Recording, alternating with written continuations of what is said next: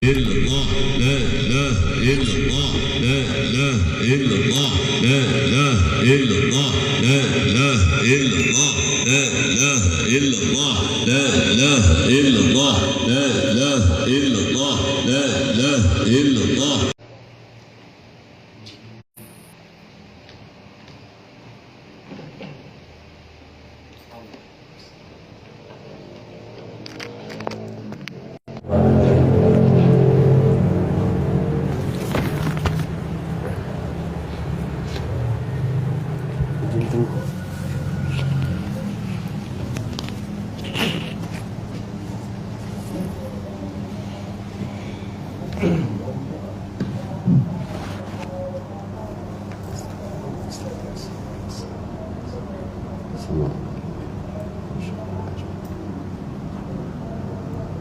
الفاتحة.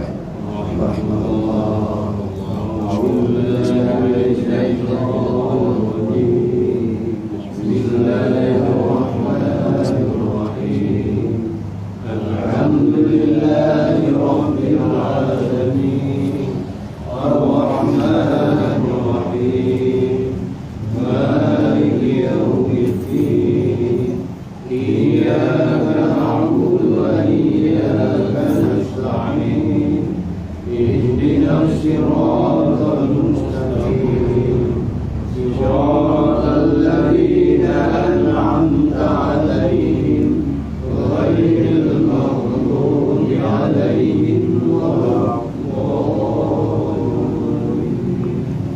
بسم الله الرحمن الرحيم. السلام عليكم ورحمة الله وبركاته. Waalaikumsalam warahmatullahi.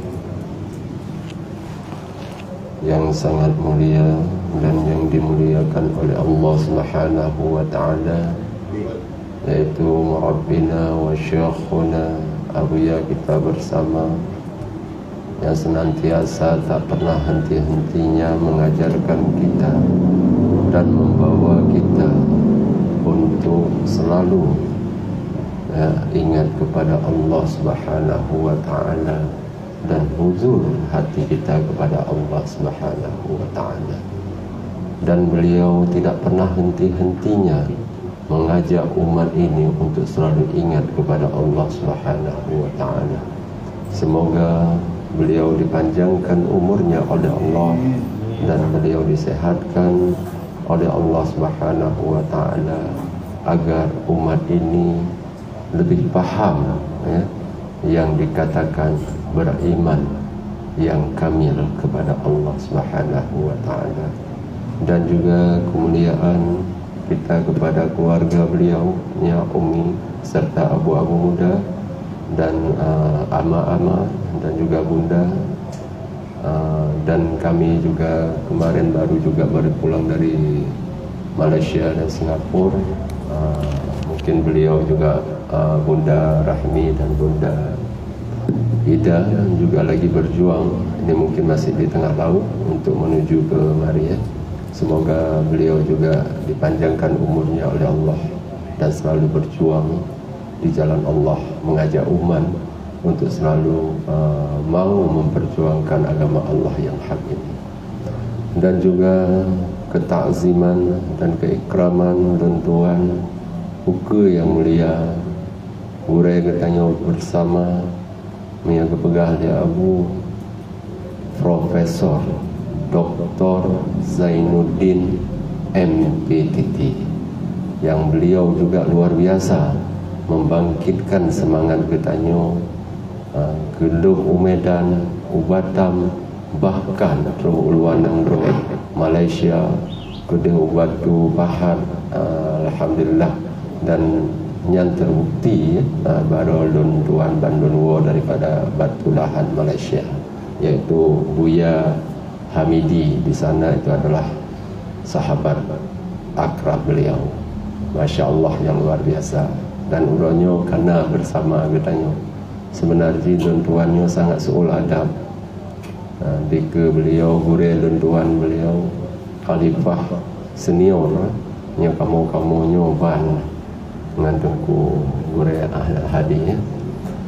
Dan juga ketakziman, keikraman ulun tuan ke Khalifah Hadi Saputra, dan juga Tuhan Bud yang juga hadir bak malamnya, juga Wali Batam hadir nih bak malamnya, dan juga gure-gure ulun tuan yang luar biasa semangat nih bak malam rayanya. Dan juga lunyo sebenarnya untuk menyurahkan, yaitu sabuh makalah dari Abu Yanyo Sulin, tapi karena perintah daripada gure atau nilai tulung di gure, lun tetap sami'na wa ta'na kepada gure. Maka ino lun du di ke gure lun tuannya sangat mengkokol lun, tapi hana percit lun coba mungkin dengan petunjuk daripada Murabbina wa Syekhuna dan daripada bimbingan gure kedanya bersama yang di tempat yang berbahagianya. Baik, urangnya dipegah di Abuya. Nyaji bahasa Aceh ada mah? Oh, ada yang tidak bisa bahasa Aceh. Masya Allah, luar biasa. Ya, baik. Di sini Abuya menjelaskan bahwa kita harus memberitahukan di mana dan kita harus mengajak umat ini untuk beriman kepada Allah. Sebenarnya kalau saya untuk mengajak orang itu belum ada kapasitas, dan saya sangat fakir akan ilmu, apalagi tentang keimanan. Karena di sana masalah iman itu ada terbagi kepada 4, ataupun tauhid. Tauhid itu terbagi kepada 4. Yang pertama itu dikatakan adalah ilmul yakin, karena masalah iman ini percaya dan yakin. Jadi kita harus membahas dulu tentang ilmunya, yaitu tentang keyakinan kita bagaimana kepada Allah Subhanahu wa taala, yaitu beriman kepada Allah Subhanahu wa taala dan kepada Rasulnya. Maka yang pertama itu adalah ilmul yakin.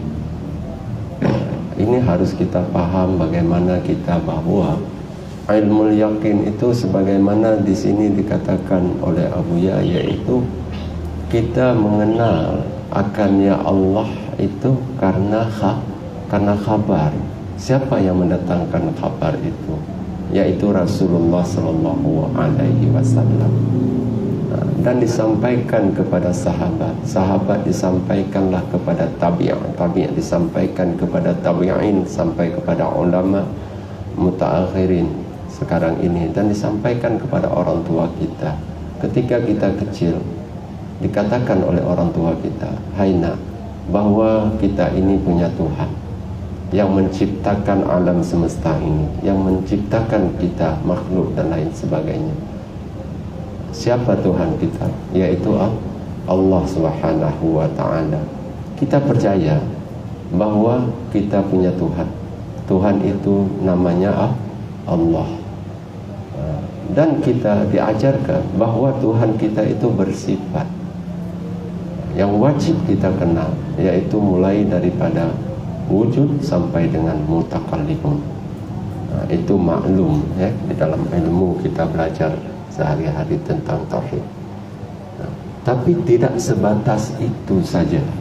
Abuya mengajarkan kita bukan hanya sekedar tauhid kalam, ataupun mengajak orang lain, dan kita sendiri harus dapat naik satu tingkatan lagi, di mana di sana bahwa kita harus paham, yaitu dikatakan dengan tauhid ataupun ilmul yakin, ataupun dikatakan oleh Abuya itu dengan namanya tauhid tasawuf.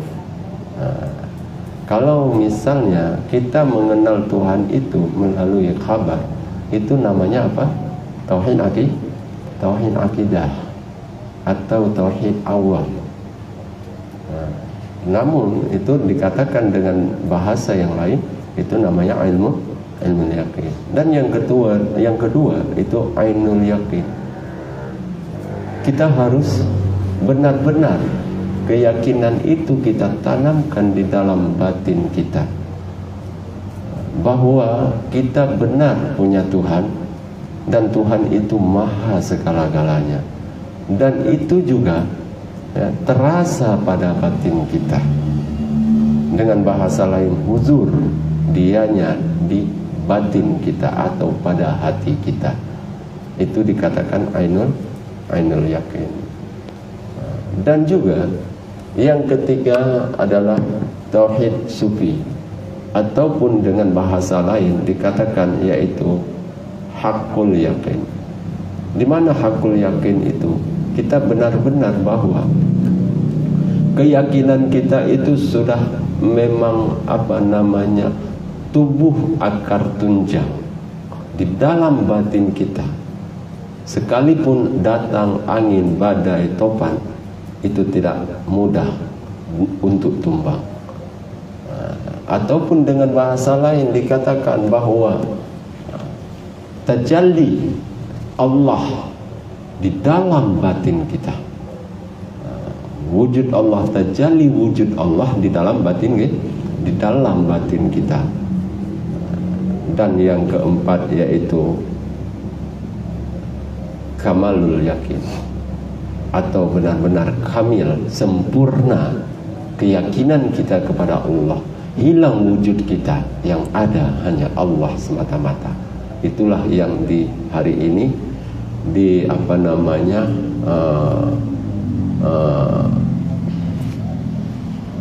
dituduh bahwa kita telah menuhankan insan. Sebenarnya tidak seperti itu kabarnya.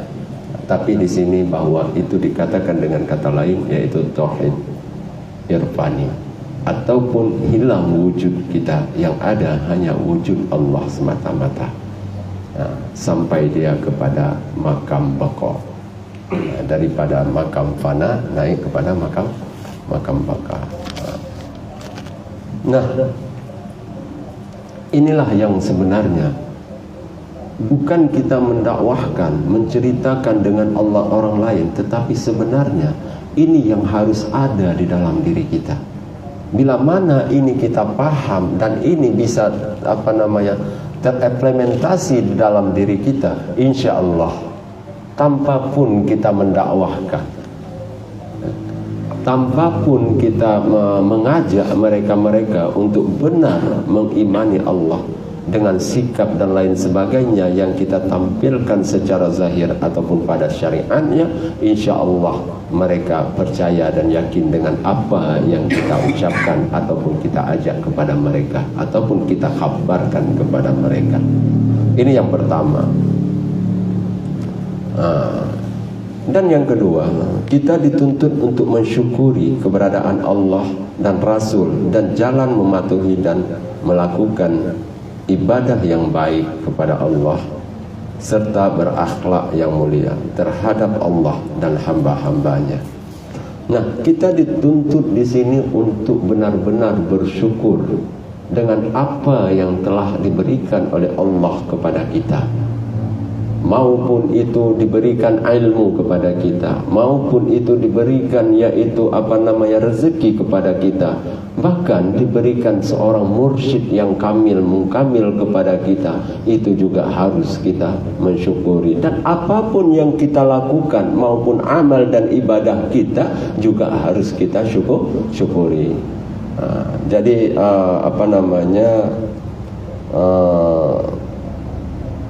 dan juga kita harus bahwa sebenarnya sesungguhnya apapun yang kita lakukan, bahkan syukur itu sendiri datang daripada Allah Subhanahu wa ta'ala. Dan di sini Abuya melanjutkan bahwa kita harus mematuhi. Atas apa yang harus kita patuhi? Yang pertama, kita harus mematuhi. Kalau Abuya mengatakan kita hamba, ya, hamba itu ada terbagi kepada 4. Jadi hamba ini dia benar-benar yaitu yang patuh kepada Allah. Yang pertama yaitu hamba pada syariat. Di mana Abuya di sini menjelaskan tentang hamba pada syariat, bahwa hamba pada syariat itu ya dia patuh akan apa yang diperintahkan oleh Allah Subhanahu wa taala, dan dia benar-benar patuh menjauhi apa yang dilarang oleh Allah Subhanahu wa taala. Tingkat itu saja kita baru dikatakan hamba yang awam ataupun hamba pada syariat. Apakah kita sampai kepada hamba? Apakah kita bisa mengaku diri kita hamba? Apakah kita bisa mengaku bahwa diri kita telah patuh kepada Allah Subhanahu wa taala? Saya pikir belum. Kalau saya, kenapa saya katakan belum? Masih banyak perintah-perintah Allah yang kita tidak dapat mengerjakan. Yang kita bahwa banyak perintah-perintah Allah yang kita tinggalkan. Apalagi kalau kita untuk patuh yang dikatakan hamba pada syariat, tarekat. Bagaimana dikatakan hamba pada tarekat oleh Abuya? Yang dimaksud oleh Abuya, pengertian hamba pada tarekat itulah yaitu mereka itu hamba pada tarekat, pengertiannya bahwa mereka, hati mereka selalu hudur kepada Allah, bukan hanya di dalam solat, tetapi bahkan di dalam kehidupan dia sehari-hari. Jadi kita hanya dua dulu kita ceritakan, bahwa kalau misalnya kepada hamba pada hakikat mungkin sangat jauh, konon lagi pada ma'rifah, pada syariat saja ini mungkin kita masih kurang. Maka oleh karena itu bersyariatlah yang baik, patuh. Kalau kita hari ini di dalam posko ini, apa aturan-aturan yang telah ditentukan di dalam posko ataupun yang telah ditentukan di dalam agama kita, maupun itu syariatnya maupun itu tarekatnya, maka kita harus sami'na wa ta'na, patuh dan tunduk kepada perintah-perintah daripada Abuya kita, dan juga waalaikumsalam warahmatullahi daripada Allah Subhanahu wa taala. Selamat datang wali, takzim dan keikraman saya juga kepada wali yang baru hadir, karena beliau juga tadi ada mengatakan izin ya, ada kegiatan di kampung beliau di masjid, kalau tidak salah saya tadi beliau mengatakan.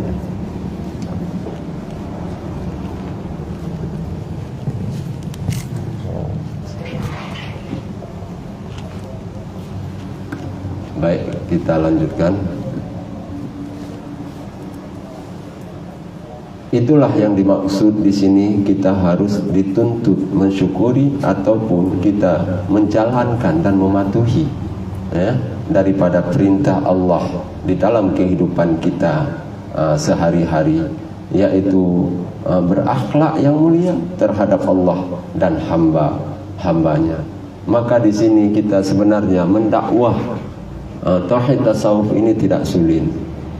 Kenapa kita tidak sulit mendakwahkan tauhid tasawuf ini? Karena tauhid tasawuf ini mendakwahkannya itu dengan kelakuan kita. Tidak harus kita mengatakan bahwa ayo ikut tauhid tasawuf, atau bagaimana kita harus menguar-nguar sebagaimana kampanye di dalam berpolitik, tidak harus. Tetapi di sini Abuya memerintahkan kita berkasih sayang, berakhlak yang mulia. Insya Allah bila mana itu kita terapkan pada diri kita di dalam kehidupan kita berumah tangga, ataupun di dalam kehidupan kita dalam bermasyarakat, dan kita dalam kehidupan kita di dalam pergaulan kita sehari-hari, insya Allah mereka akan mengikuti. Dan tanpa pun kita mendakwahkan, tanpa pun kita mengobar-ngobarkan, itu mereka tetap akan luluh ya? Karena apa? Itu kita implementasikan di dalam kehidupan kita sehari-hari yang diperintahkan oleh Abuya kita. Nah, yang ketiga di sini yaitu kita dituntut untuk dapat berma'rifah. Makna di sini kita mengenal kepada Allah, sebagaimana kembali kepada yang satu. Bagaimana yang dikatakan ma'rifah? Mengenal akan Allah. Jadi banyak kita ini, kamu kenal Allah, saya kenal Allah, tapi hakikat kenal Allah itu belum. Dia hanya saja mengenal daripada nama Allah Subhanahu wa ta'ala. Maka kembali kepada pembahasan yang pertama tadi, di mana ilmul yakin, ainul yakin, hakul yakin, dan kamalul yakin. Sebagaimana dikatakan, contoh kita bilang, kamu kenal nggak? Ada bahwa di kampung saya di Aceh itu ada namanya Pak Wan. Siapa namanya? Pak Wan. Pak Wan itu orangnya cukup kaya. Dan kaya, orangnya cukup dermawan. Kasih sayangnya luar biasa. Orang mana? Orang Aceh, namanya Pak Wan. Percaya bapak-bapak bahwa saya mengatakan ada namanya Pak Wan, dia itu sangat kaya? Saya hari ini berangkat kemari ini karena Pak Wan. Pak Wan yang buat saya paspor, Pak Wan yang kasih saya ongkos, Pak Wan yang kasih saya tiket pesawat dan lain sebagainya. Itu saya ceritakan bahwa antum semua, bapak ibu sekalian, gure dan tuan, mengenal itu Pak Wan, itu namanya mengenal secara khabar. Ma'rifah melalui khabar, mengenal melalui khabar. Apakah akan hudur hati kita kepada Allah bila mana kita mengenal melalui khabar? Mungkin itu jauh untuk hudur kepada Allah. Tanamkan sedikit lagi keyakinan kita kepada Allah, ataupun kepada, kita katakanlah makhluk, tapi bukan seperti itu juga. Ini sebagai contoh untuk mendapatkan paham saja yang dikatakan ma'rifah. Mengenal maknanya di sana. Kalau kita kembalikan kepada kepada kitab Minhajul Abidin, pengenalan itu ada 4. Di sana ada pengenalan pada diri, pengenalan kepada dunia dan lain sebagainya, dan pengenalan kepada Allah. Jadi yang kedua, setelah diceritakan nyata bahwa apa yang saya ceritakan itu benar adanya, yang sekarang saya sampai ke Batam ini dikarenakan Pak Wan yang memberikan saya paspor sampai ke Malaysia kemarin, Singapura, dan sampai ke sini, ke Batam ini, karena Pak Wan tersebut. Ketika saya menceritakan seperti ini, berarti antum semua yakin, percaya bahwa saya itu adalah karena Pak Wan sampai ke Batam ini. Maka dari situ tumbuhlah himmah, kemauan untuk benar mengenal itu Pak Wan. Maka dari situ antum bertanya kepada saya, jadi giban Pak Wan yang pat gaknya? Nah gaknya di Aceh, ada dia di Aceh. Kapan boleh bawa saya ke tempat Pak Wan itu? Saya kepingin juga terbang kayak antum, terbang kemana-mana, karena dia punya uang, dia punya kekuasaan, dia juga dermawan. Jadi di situ dikatakan keyakinan ketika saya menceritakan itu bertambah.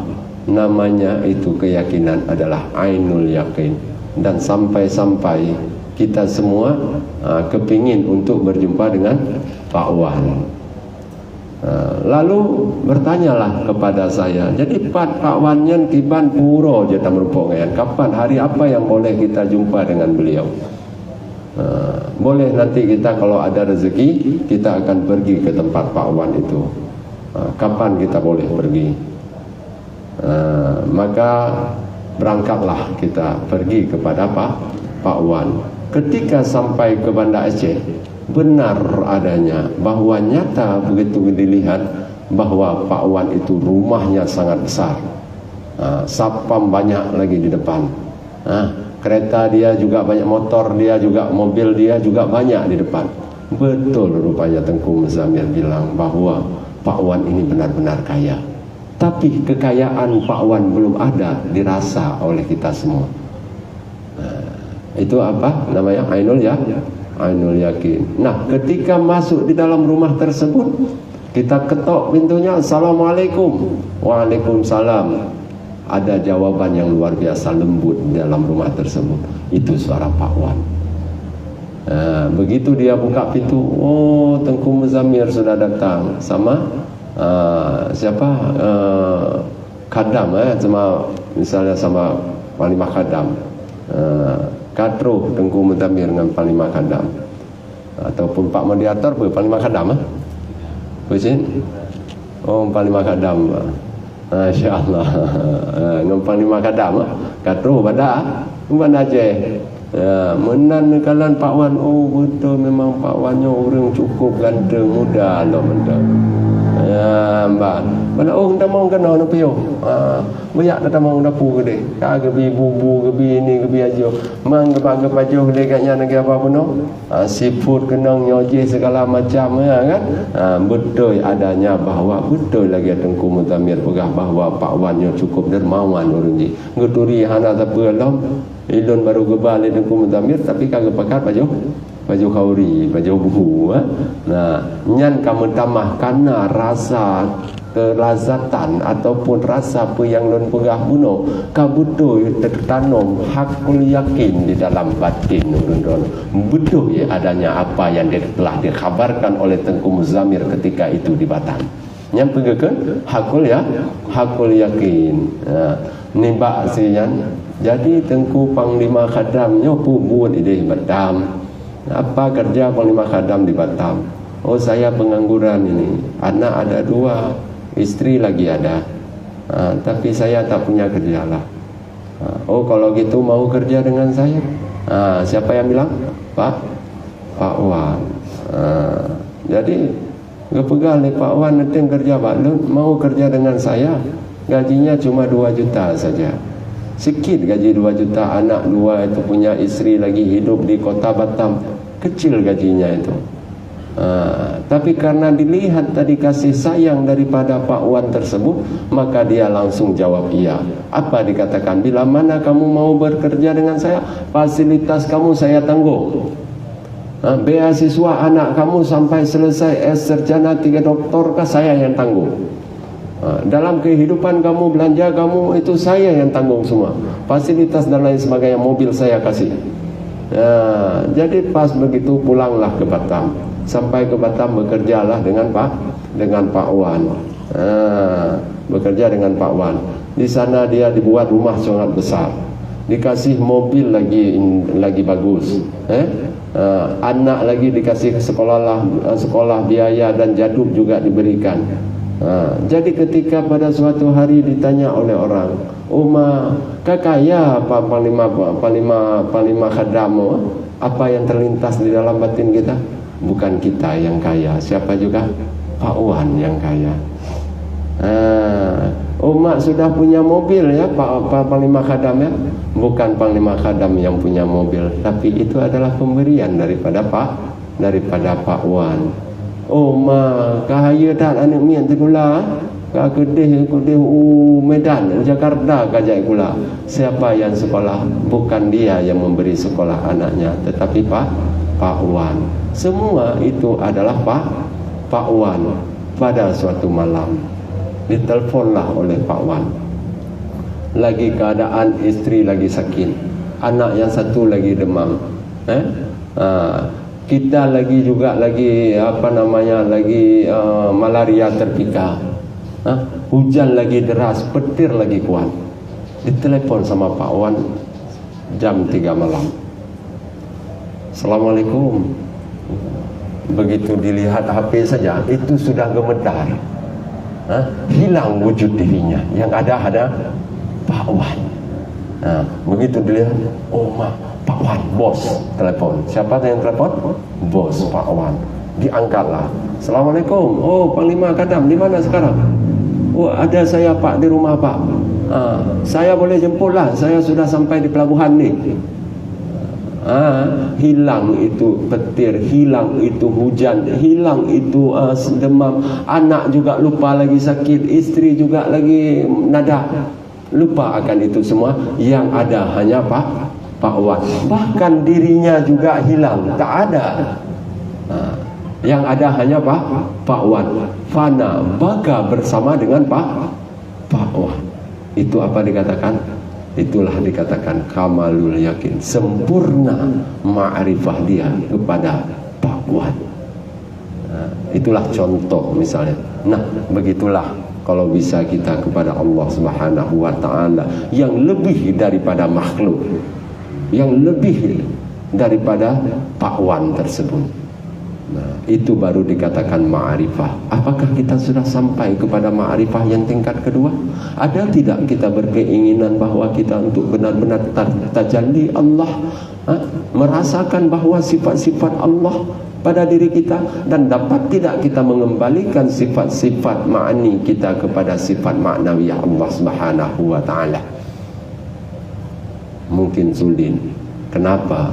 Karena kalau ketika kita rugi, kita kembalikan kepada Allah. Tapi ketika kita untung ada saya, untung ada pupuk, baguslah batang pohon itu. Tapi kalau ketika dia gugur, musim gugur, ataupun ketika dia tumbang, ataupun bagaimanalah longsor dan lain sebagainya, mana perkebun kita? Allah kalengian gede lepo. Ketika itu kita ingat kepada Allah. Tapi ketika kita diberikan yang luar biasa kepada kita, kita lupa mensyukuri, kita lupa kepada Allah yang maha pemberi daripada itu semua. Mungkin itulah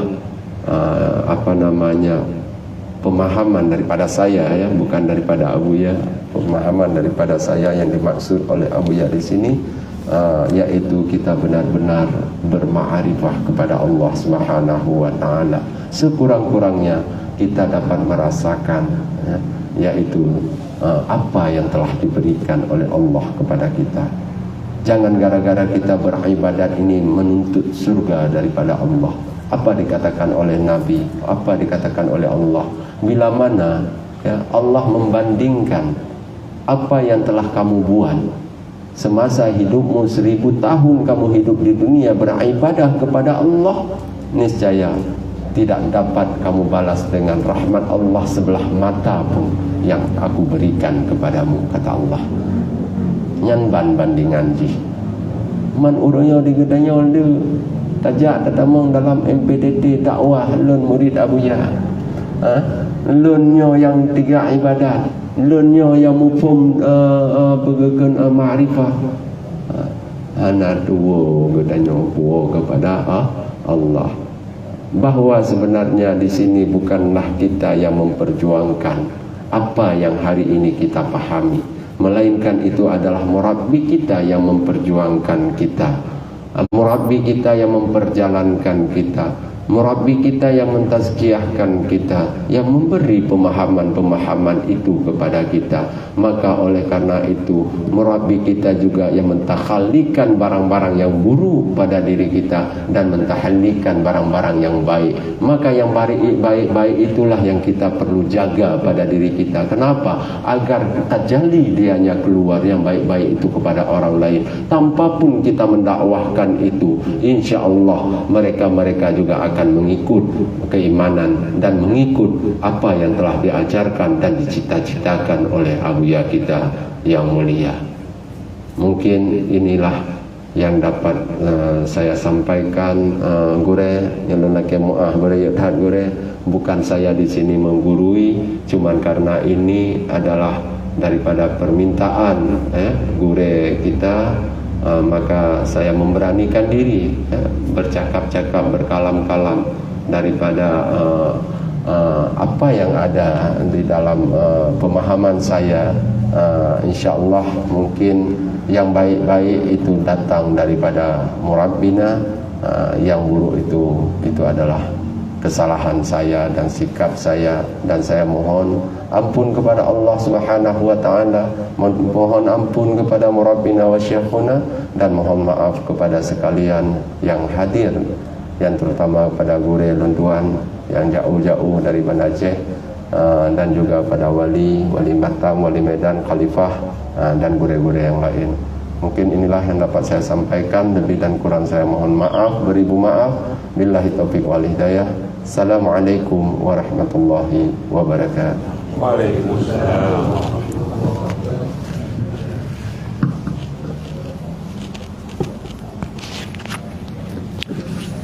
Terima kasih kita ucapkan kepada guru kita Al-Mukarram